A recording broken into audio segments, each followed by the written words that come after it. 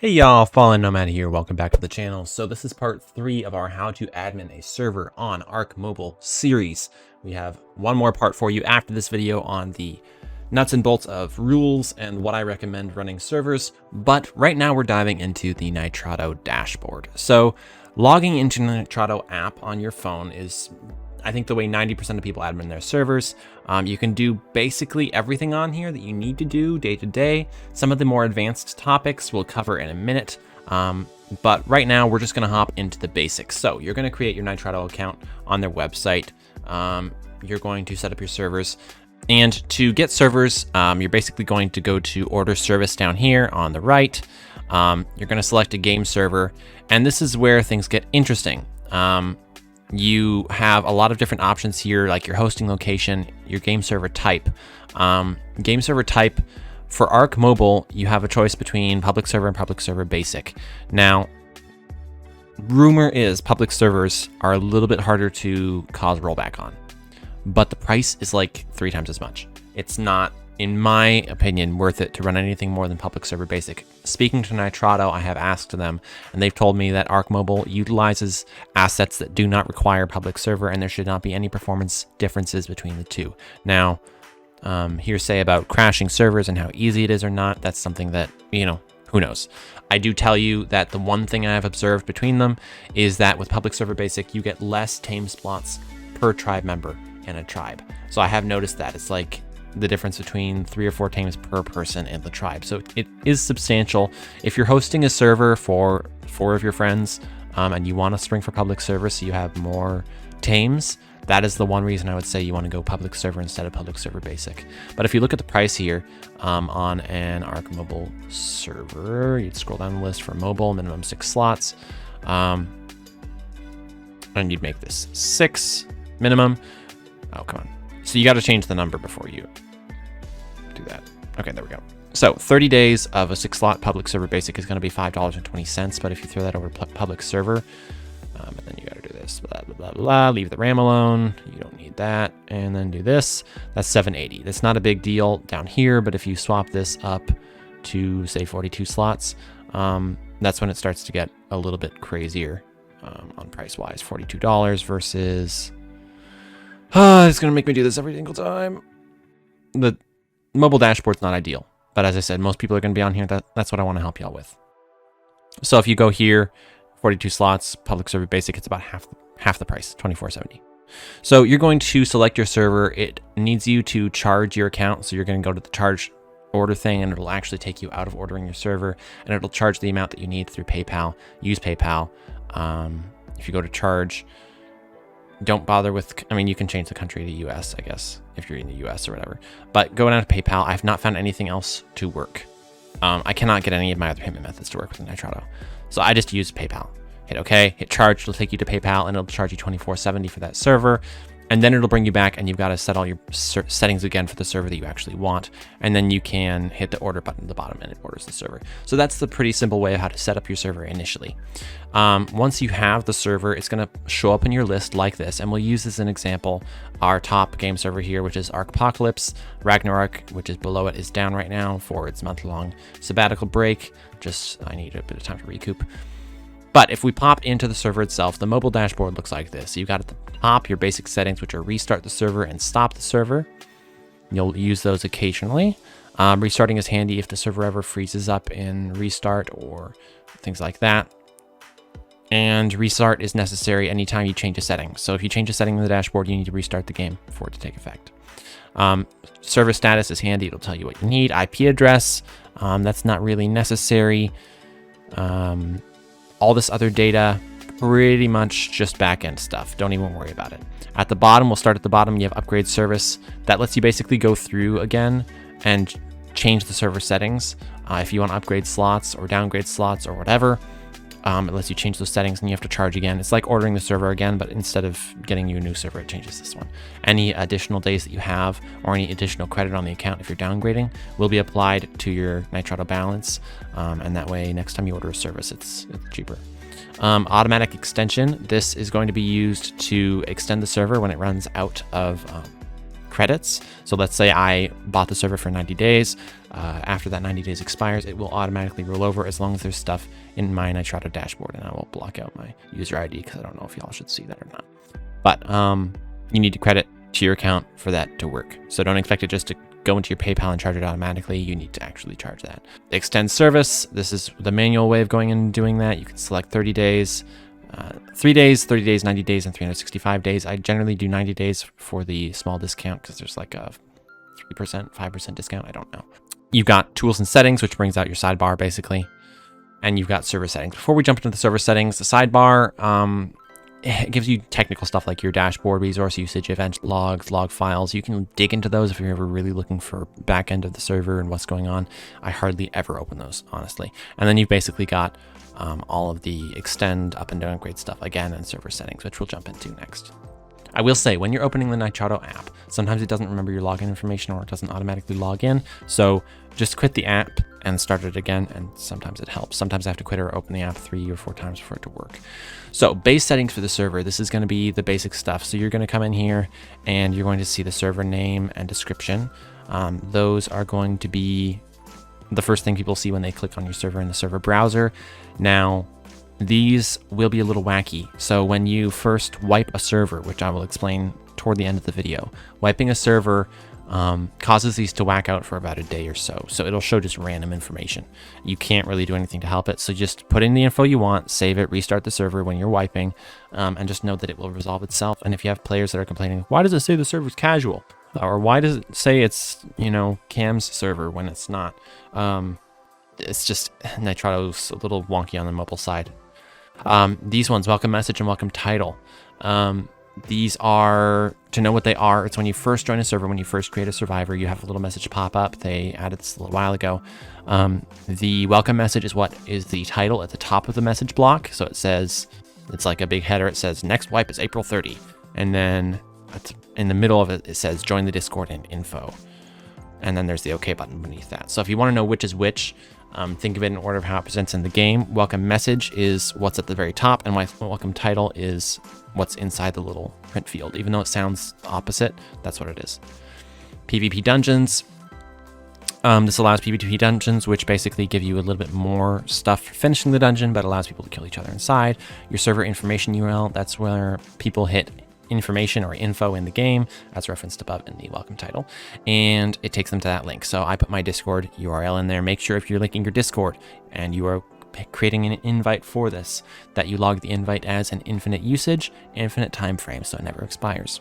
Server region, server password, that's if you want to lock the server. Admin password, every time you wipe the server, this will randomize itself, even if you have saved the changes and have like exported the file and re-imported it, it still will do that. Primal pass only slots, that's up to you if you want to do that. And transfer secret, this needs to match another server owner's transfer secret when somebody transfers for them to be able to get in or out. Below you have the gameplay settings. These are pretty simple. Difficulty medium, XP multiplier 4 times, which is the maximum. Down below these things you'll see in the beige tooltips, constraints. It'll tell you decimals, what you can use, what you can't use, what your maximums are. And sometimes it'll clarify a little bit if you're confused. Survival mode, survivor, hardcore, casual are the options. Game rules, of course. Clock change frequency, don't worry about that if you don't have PVX clock selected. If you do, then you can change that as much as you want. Clock zone offset, again, that's up to you if you're using clock.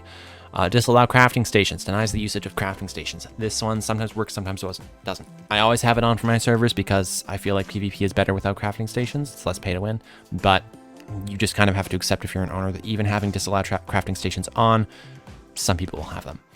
Allow building near caves and obelisks. This one will get you a lot of headache. People complaining about caves being blocked, obelisks being blocked, because people will block them. I still toggle it on and off, coming, here and there on seasons, and if people complain, I just tell them that's the point. It's like, oh, they vaulted the obelisk, or they vaulted the cave, or you can't get in. Yep, that's the point. It's on. If it wasn't supposed to be on, it wouldn't be on, but they're allowed to do that. So just be prepared for DMs in that way if you're running a server and you allow building near caves and obelisks. Structure decay, this is basic. This will keep your server from getting clogged. I highly recommend you have it on, especially in PvP where people will abuse it. And disable auto tame unclaim. This one is more up to you, but again, it's basically like the above structure decay. If you want things to clear themselves out automatically, make sure you have that on. Number of players in tribe between 2 and 24. We are petitioning constantly for a solo mode. But again, the devs have bigger priorities, the main one being fixing hacking right now, bless them.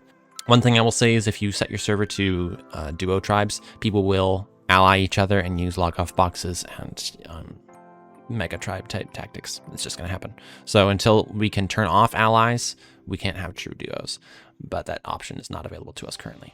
So disable weather effects. This one is something you might think, oh, it's cool, it keeps it from raining or all that. Keep in mind, if you turn off disable weather effects, people will not be able to grow plant X without water pipes.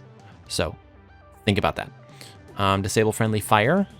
This one is default on. You'll know if you don't have it on because you'll be trying to jump on your tame, you'll hit with your sword and you'll kill it if you have a melee build or something like that. So this one, generally you want to keep it on at all times if you're running a public server. If you have something between your friends and you want to do a special thing where it's PvP damage between allies, go ahead. But it's definitely a little funkier to turn that off on a public server. Tribe imprinting, this is pretty default. Everyone wants this. Supply drops in PvE. That doesn't affect us, but if we were a PvE server or had a PvX server, then in the PvE, the drops would still come down. Tech supply drops, this one is on or off depending on what you want, but it activates tech blueprints in the supply drops as they're available in the dungeons. Flyer damage debuff. This is the debuff that the devs added, allowing damage to slow the flyers, and you can toggle it for PvE as well if you want.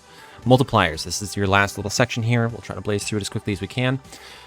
Raft and platform saddle building multiplier. This one is totally up to you. Keep in mind that the higher you put this, the more people you'll have complaining about using rafts and boxed dinos to do crazy stuff. I've considered turning this all the way down. Maybe we'll play with that in the future. New player XP. That is how much you want people to start with between 0 and level 100. 23,000 is level 50. So if you want people to start at level 50, go to 23,000. If you ever need a chart of what levels or what experience points, that was all worked out by a fellow ARK partner, and I will add his link in the description. And you can always message me in Discord, join my Discord, DM me, and I will get you that image of the new player XP multipliers and what levels they equal. But 23,000 is what I keep mine on. Always level 50 starting out, because it helps the noobs, and for the older players, it eliminates like 3 minutes of grinding, which is the most annoying part of starting any server. Harvesting multiplier, up to you again. Mating multiplier, up to you again. Keep in mind that lower value on mating multiplier means how quickly they can mate. So 0.1 is actually the best. It's the most boosted. 1 is the longest. It's the least boosted, okay?